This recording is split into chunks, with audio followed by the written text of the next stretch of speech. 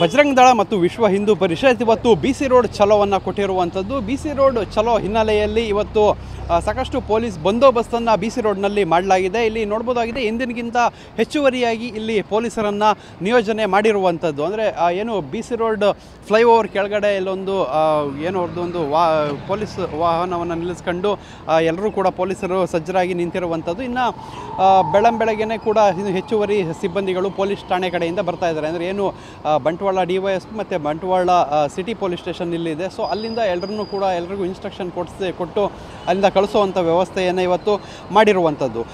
ಏನು ನಾಗಮಂಗಲದಲ್ಲಿ ಗಣಪತಿ ವಿಚಾರವಾಗಿ ಗಲಾಟೆ ಆಯಿತು. ಆ ಒಂದು ಗಲಾಟೆಯ ಹಿನ್ನೆಲೆಯಲ್ಲಿ ಮಂಗಳೂರಿನಲ್ಲಿ ನಡೆಯುತ್ತಿದ್ದ ಒಂದು ಪ್ರತಿಭಟನೆಯಲ್ಲಿ VSP ಮುಖಂಡ ಶರಣ್ ಪೊಂಪೆಲ್ ಅವರು ಒಂದು ಹೇಳಿಕೆಯನ್ನು ಕೊಟ್ಟಿದ್ದರು. ಏನಂತ ಹೇಳಿದರೆ, ಈದ್ ಮಿಲಾದ್ ಸಂದರ್ಭದಲ್ಲಿ ಅನುಮತಿಯನ್ನು ಮೆರವಣಿಗೆಗೆ ಕೊಡಬಾರದು, ಅಕಸ್ಮಾತ್ ನಾವು ಕೂಡ ದಾಳಿ ಮಾಡಿದರೆ ಪರಿಸ್ಥಿತಿ ಏನಾಗ್ಬೋದು ಅನ್ನೋ ಪ್ರಚೋದನಕಾರಿ ಹೇಳಿಕೆಯನ್ನು ಕೊಟ್ಟಿದ್ದರು. ಸೊ ಈ ಹಿನ್ನೆಲೆಯಲ್ಲಿ ಅವ್ರ ಮೇಲೆ FIR ಕೂಡ ಇವತ್ತು ದಾಖಲಾಗಿರುವಂಥದ್ದು. ಮತ್ತು ಅದೇ ಹಿನ್ನೆಲೆಯಲ್ಲಿ ಪುನೀತ್ ಅತ್ತಾವರ VSP ಮುಖಂಡ ಪುನೀತ್ ಅತ್ತಾವರ ನಿನ್ನೆ ಫೇಸ್ಬುಕ್ ಪೋಸ್ಟನ್ನು ಹಾಕಿರುವಂಥದ್ದು.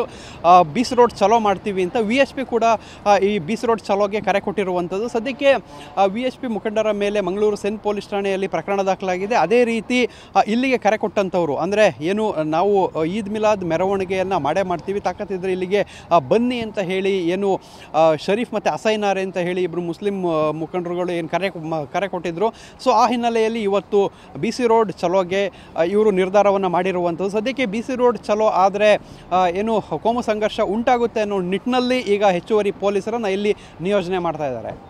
ಕ್ಯಾಮ್ರಾಮನ್ ರಾಜೇಶ್ ಜೊತೆ ಪೃಥ್ವಿರಾಜ್ ಬೊಮ್ಮನಕೆರೆ, TV9 ಮಂಗಳೂರು.